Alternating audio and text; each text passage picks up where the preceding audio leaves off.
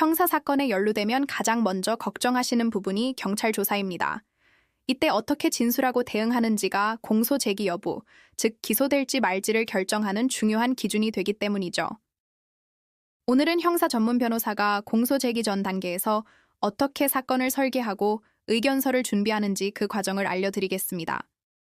경찰 조사를 앞두고 있다면 단순히 혐의를 부인한다거나 기억이 안 난다고 대응하는 건 위험합니다. 수사관이 어떤 증거를 갖고 있는지, 어떤 질문을 할지 예측하고 그에 맞춰 논리적으로 방어해야 하죠. 저희는 사건을 맡으면 가장 먼저 절도, 성범죄, 보험사기 등 범죄 유형에 따라 예상되는 핵심 쟁점을 분석하고 의뢰인의 상황에 맞는 최선의 시나리오를 설계합니다. 이 과정에서 성공 보수를 전제로 하지 않는다는 원칙은 매우 중요합니다. 사건의 결과를 거래 대상으로 삼지 않기 때문에 오직 의뢰인에게 가장 유리한 방향이 무엇일지에만 집중해서 독립적으로 판단하고 조력할 수 있습니다. 상담 단계에서부터 사건의 전체적인 그림을 그립니다. 상담 비용이 나중에 선임 비용에서 중복되지 않도록 조정하고 형식적인 착수금만으로 사건을 진행하지 않습니다. 모든 사건은 변호사가 직접 상담하고 서면을 작성하며 경찰 조사에 동행하고 법정에 출석합니다. 전국 어디든 사건 진행이 가능하고 모든 소통은 사무직원을 거치지 않고 변호사와 직접 이루어집니다. 내일 바로 조사가 잡혀도 대응할 수 있다는 기준으로 모든 사건을 준비하기 때문입니다.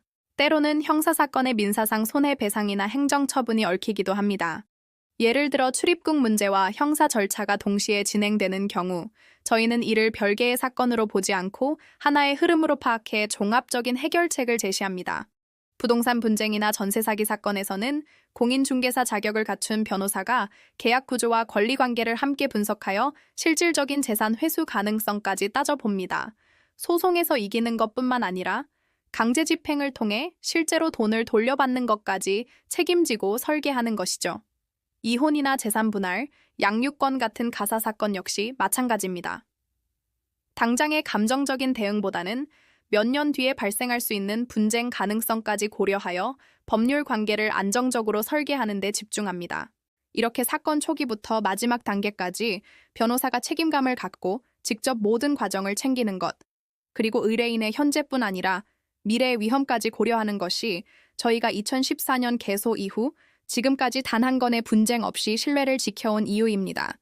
이러한 기준으로 민사, 형사, 가사, 행정사건 전반을 전문적으로 다루는 곳이 바로 법률사무소 아신입니다.